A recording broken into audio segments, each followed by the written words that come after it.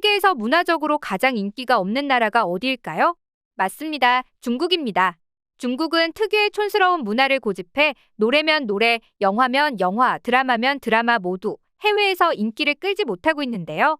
그런데 이런 중국에서 어마어마한 노래들이 나오며 중국 내에서도 곧 한류를 따라잡고 자신들이 전 세계를 제패할 것이라는 분석이 나오고 있다고 합니다.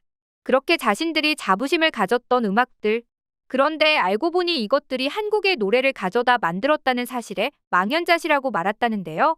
무슨 일인지 함께 알아보시죠. 2016년 오마이걸이 내 얘기를 들어봐 노래를 발표하자마자 중국 네티즌들이 몰려와 중국 좀 그만 따라하라고 난리를 쳤던 사건이 있었습니다. 이들의 이야기를 들어보니 2004년에 왕신링이라는 중국 가수의 노래가 원곡이라는 것이었습니다. 근데 다들 아시다시피 이 노래의 진짜 원곡자는 중국 가수가 아니죠. 2000년에 발표한 파파야의 내 얘기를 들어봐가 진짜 원곡인데요. 심지어 저 중국 가수는 저작권 구매도 하지 않았다는 사실이 밝혀져 중국 내에서도 창피하다는 반응이 줄을 이뤘습니다. 이를 시작으로 중국에서 히트한 음악들 중 대부분이 한국 노래를 번안한 것이라는 사실이 알려져 논란이 되었는데요. 대표적인 사례를 살펴보면 박완규의 천년의 사랑을 번안한 신유의 투안의 죽어도 사랑해가 있습니다. 당시 중국에 있었던 한국인들의 증언에 따르면 엄청난 인기 때문에 중국 전국 노래방에서 많은 남성들이 부르는 것을 목격할 수 있었다고 합니다. 또 한국에서도 엄청나게 유행했던 프리스타일의 Y라는 곡. 이 또한 대만 가수 반위백이 표절하고 엄청난 수익을 거뒀다고 하는데요. 그 외에도 진우션과 엄정화의 말해줘, 거북이의 커문 등 여러 가지 노래를 표절해갔는데요. 심지어 거북이의 커문을 표절한 쾌락숭배라는 노래는 광저우 아시안게임 때 중국 응원가로 엄청난 인기를 끌었다고 하죠. K-팝의 위상이 높아지기 전까지도 중화권에서의 한국 노래 표절은 쭉 있어왔나 봅니다. 이에 대한 중국인들의 반응은 흥미로웠는데요. 댓글을 단 네티즌들은 대부분 40대 전후가 많아 보였는데 그래서인지 전반적으로 맹목적인 비하 발언보다는 그나마 진지하게 대화에 참여하는 모습을 볼 수 있었습니다. 이런 노래들을 들으며 클 수 있어서 엄청 행복했다. 한국 노래가 원곡인지 몰랐다는 반응들이 줄을 이뤘습니다. 사실 번안곡 자체는 큰 문제가 아닙니다.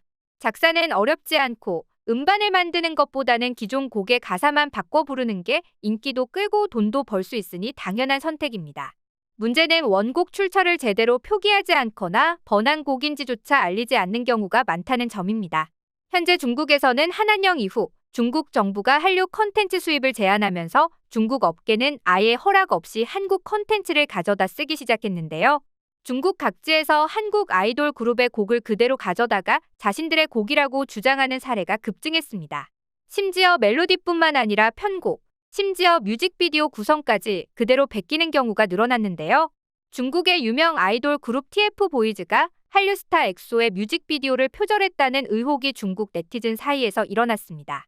3명의 중학생 멤버로 이루어진 중국 아이돌 그룹 TF보이즈, 귀엽고 맑은 이미지로 2013년 데뷔와 함께 이른바 대세돌로 불리며 중국에서 큰 인기를 얻고 있는데요.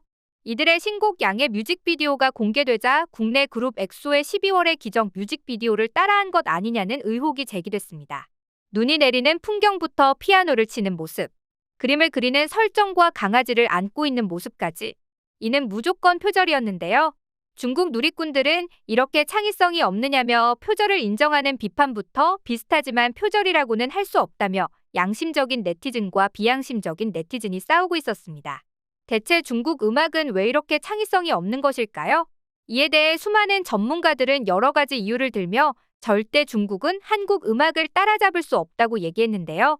전 세계 음악 시장 규모를 보면 미국, 일본, 영국, 독일, 프랑스, 한국, 캐나다, 브라질, 호주, 중국 순입니다.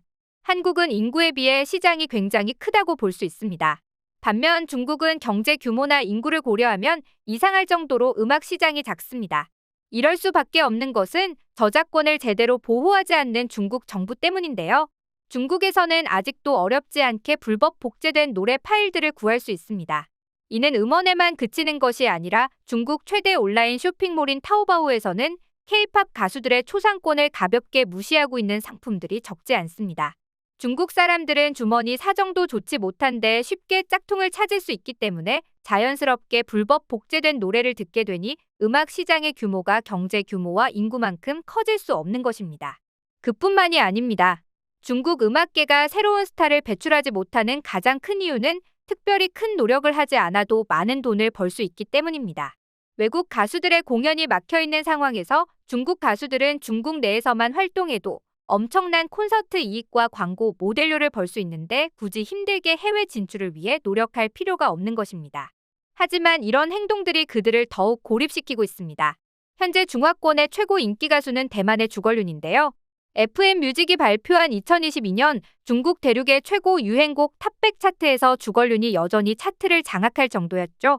일주일이나 한 달도 아니고 연간 통계에서 10위 안에 9곡이라는 건 절대 정상이 아닙니다. 주걸륜은 2000년 11월에 데뷔했는데 한국의 성시경이 같은 해 10월, 보아가 8월에 데뷔했습니다. 만약 작년 멜론 스트리밍 순위에서 성시경이나 보아 노래가 상위 10곡 중 9곡을 차지했다면 그건 한국 대중음악계가 완전히 망했다는 뜻일 텐데 중국은 전혀 이상한 걸 깨닫지 못했나 봅니다. 그 결과 중국 내에서의 상위 10곡 중 9곡, 100위 안에 62곡이 주걸륜의 노래였던 반면 FM 뮤직의 2022년 글로벌 순위에서는 주걸륜의 곡이 없었습니다. 그러면서도 정신을 못 차린 주걸륜은 그동안 여러 차례 중국 음악의 우수성에 대한 발언을 해왔는데 이는 중국인의 큰 특징인 중화사상이 여실히 드러나는 오만한 발언입니다. 만약 주걸륜의 발언처럼 정말 중국의 음악이 가장 우수하고 국제적인 경쟁력이 있다면 왜 2025년 최고 인기 가수 중 한국은 BTS, 세븐틴, 스트레이키즈 등 4팀이나 있는데 중화권은 단 하나뿐일까요? 이를 보면 만리장성 사례가 떠오릅니다. 만리장성은 한족들이 이민족을 막기 위해서 만들었지만 외부와의 단절은 점점 스스로 낙후되는 결과를 가져왔고 결국 외국과의 힘의 차이를 버텨내지 못하게 되며 무너졌습니다. 자신들을 지켜줄 거라 믿고 만든 만리장성이 오히려 스스로 자신들의 힘을 그 안에 가둬놓는 결과를 초래한 것입니다. 지금 중국은 디지털 문화마저 만리장성을 쌓아가고 있습니다. 자신들의 것을 지키겠다며 한한영도하며 성을 견고히 쌓고 있지만 그 결과는 도태되는 것이죠. 그 결과 중국의 자국민들 또한 중국의 문화를 소비하지 않습니다. 이런 이유 때문에 한국의 컨텐츠들을 무작정 훔쳐다가 쓰는 일이 빈번한 것이죠. 게다가 이런 표절은 음악에만 국한된 것이 아닙니다. 런닝맨, 무한도전 등 한국 예능 포맷을 허가 없이 그대로 가져다 쓰는 일이 급증했고 게임 룰, 세트 디자인, 진행 방식까지 동일하게 베껴서 마치 자신들의 독창적 아이디어인 것처럼 포장했습니다. 심지어 출연자들의 캐릭터와 멘트까지 유사하게 따라하는 경우도 많았죠. 과거 문제가 되었던 윤식당을 베낀 중국 예능 또한 전 세계적으로 비판을 받았지만 굴하지 않는 모습입니다. 이처럼 중국의 문화 산업의 현실은 겉으로 보이는 것보다 훨씬 복잡하고 문제가 많습니다. 게다가 이걸 쉬쉬하는 중국 정부 때문에 한국 노래를 번안해 만든 곡들로 자부심을 가졌다가 진실이 드러나 당황하는 모습은 중국 음악계의 현주소를 상징적으로 보여줍니다. 저작권 보호 부재, 제한적인 소비층, 폐쇄적 사고, 그리고 안주하려는 환경이 복합적으로 작용하여 중국 음악이 국제적으로 경쟁력을 갖지 못하고 있는데요.